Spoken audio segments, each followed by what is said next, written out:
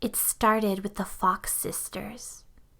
In 1848, Maggie and Kate Fox would hear knocking coming from within the walls of their tiny Hydesville, New York home.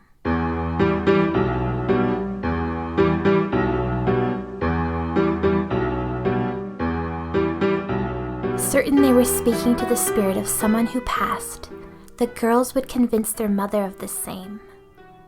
One fateful evening, the girls wanted to prove that they were communicating to whoever was rapping on the wall.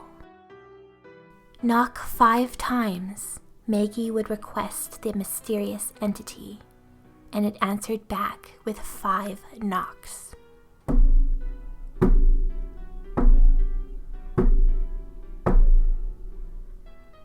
Myuu would ask for more. 15 knocks, 30 knocks. Each time, the spirit answered back with the request. Word spread of the girls' connections to the other world, and people started to suspect they were speaking to a man who was murdered in their farmhouse just years before. Speaking to the dead wasn't scary. It was more of a relief in the time of loss. The 2 girls' stories, connecting with those who were once among us, loved, lost, and missed, was comforting. Thus, the spiritualism movement began, the religious practice of speaking to the spirits of the dead.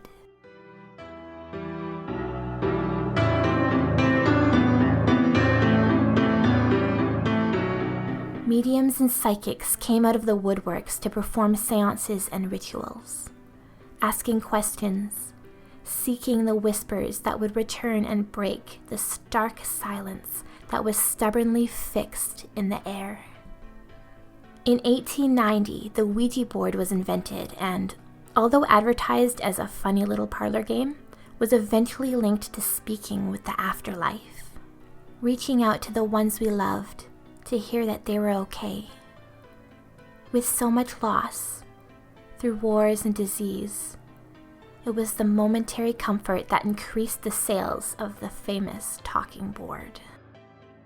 But for some, the idea that people could speak to the dead was not good enough. Some people needed to prove to the world that speaking to the spirits was real. Enter Thomas Lynn Bradford.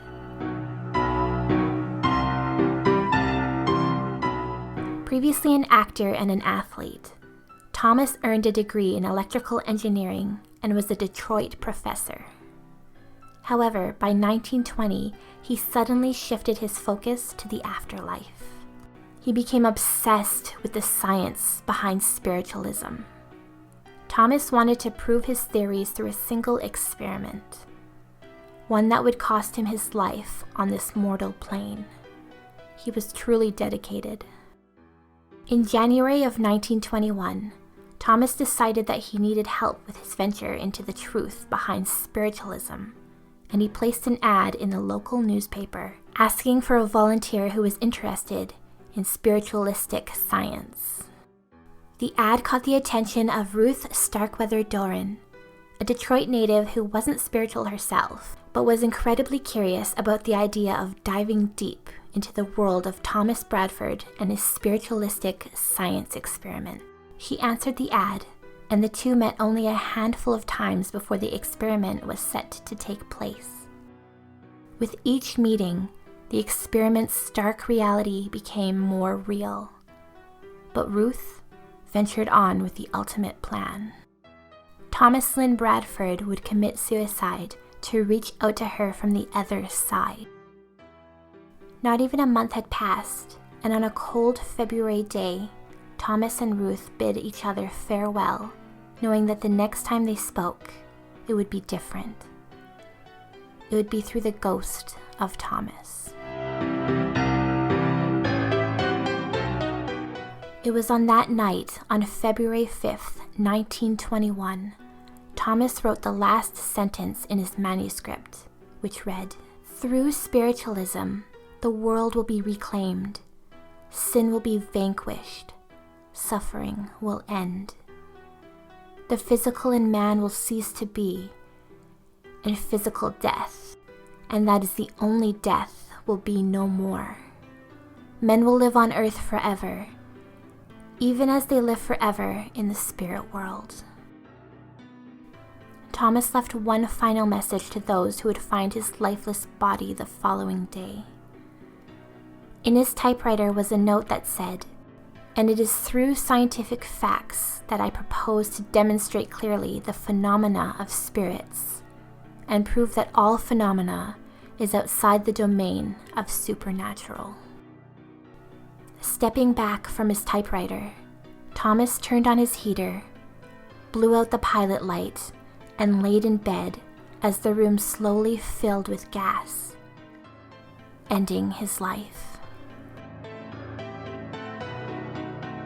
Just 2 days after Thomas's suicide, word spread about his death and his spiritualist experiment. The world looked on as Ruth would sit in her parlor, eyes closed with pen and paper in her hand, waiting to hear the message from Thomas. And nothing came. For 2 weeks, Ruth would sit night after night searching for a whisper from the afterlife. At that point, Ruth was about to give up when a psychic medium named Lulu Mack reached out. Lulu was conducting a seance, and she heard the name Thomas Bradford. It wasn't from Thomas himself, but she knew his name was important. She reached out to other mediums, echoing his name until she finally contacted Ruth. Lulu said that due to how Thomas died through suicide, he was too weak to connect with Ruth. So, to garner the strength to reach Thomas, the spiritualist community held concentration parties to help strengthen the signal between Thomas and Ruth.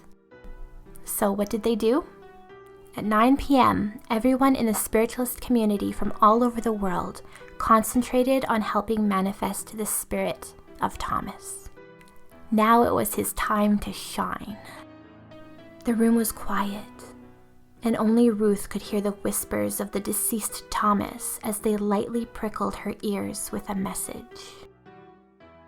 Ruth told everyone that she felt the presence of Thomas, and he told her this: "I am the professor who speaks to you from the beyond. I have broken through the veil. The help of living has greatly assisted me. I simply went to sleep. I woke up and at first did not realize that I had passed on. I find no great change apparent. I expected things to be much different, but they're not. Human forms are retained in outline, but not in the physical. I have not traveled far. I am still much in the darkness. I see many people. They appear natural. There's a lightness of responsibility here unlike in life. One feels full of rapture and happiness. Persons of like natures associate. I am associated with other investigators. I do not repent my act. My present plane is but the first series.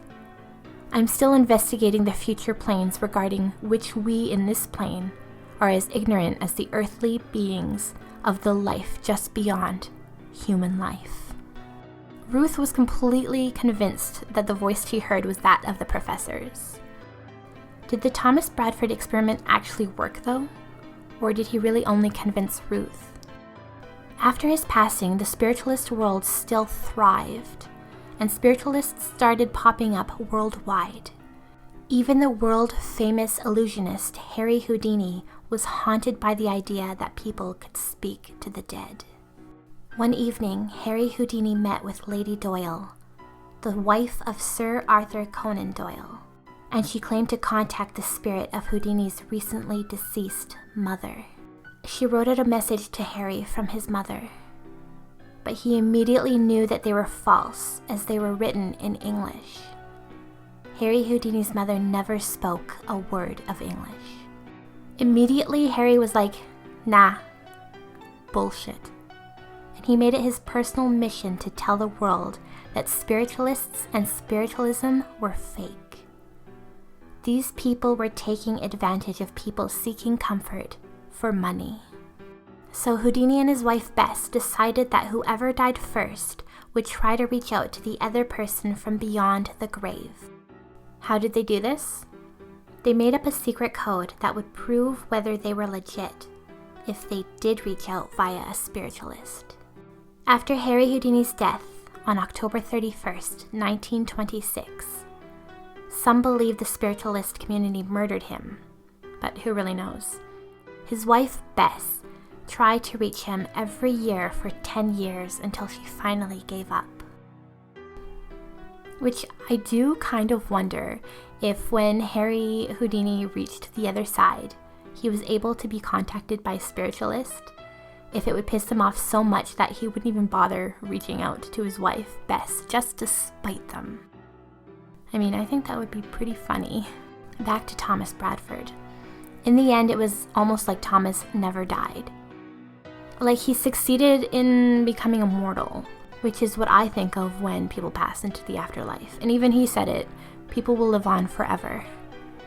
It is like he's still speaking to us from beyond the grave, with his experiment having an everlasting effect on the world. He never really spoke to anyone, unless you believe what Ruth had heard. His experiment was still slightly successful, as his death seems to linger and whisper from the shadows, making him seem immortal in a world that is no longer ours. If you want to reach out to Thomas or pay him a little visit, he is buried at Mount Olivet Cemetery in Detroit. In today's world, we have EVP recordings, we have spirit boxes, and we still have people who claim they can speak to the dead. Even today, we have no solid proof that the living and the dead can communicate with each other. All we have is the hope that the voices we hear are those of the people we once knew, and that someday too, we can communicate with those we lose after they lose us. What do you think about speaking to the dead? Do you think it's possible? Or do you think that people are just taking advantage of those hopeful for one last chance to speak to the person they lost? And just one more thing. The Fox sisters later said that the night they spoke to spirits was just a prank that went too far and took on a power too strong for even them to contain when spiritualism was born. Thank you so much for listening. You can follow me by visiting wanderingcrystal.com or by visiting my Instagram, YouTube, or TikTok. Search for Wandering Crystal on all platforms and you'll find me. This is Everything is Spooky in the Dark, the podcast for wanderingcrystal.com. Bye.